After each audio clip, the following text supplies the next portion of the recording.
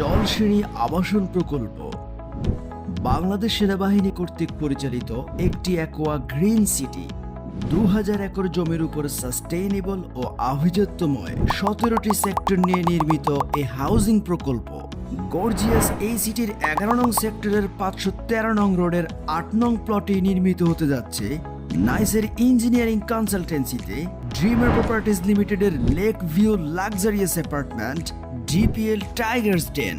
এই আবাসনের 6500টি প্লটের মাঝে সবচেয়ে সেরা প্লটগুলোর একটি আমাদের এই প্লট। দক্ষিণমুখী এই প্লটের সাথেই রয়েছে 200 ফিট লেক, সামনে রয়েছে 40 ফিট রাস্তা, আরবান গ্রিনারি, নার্সারি ও প্রাইমারি স্কুল, কর্নার শপ, পেছনে রয়েছে মসজিদ, পার্ক, খেলার মাঠ এবং কমিউনিটি সেন্টার।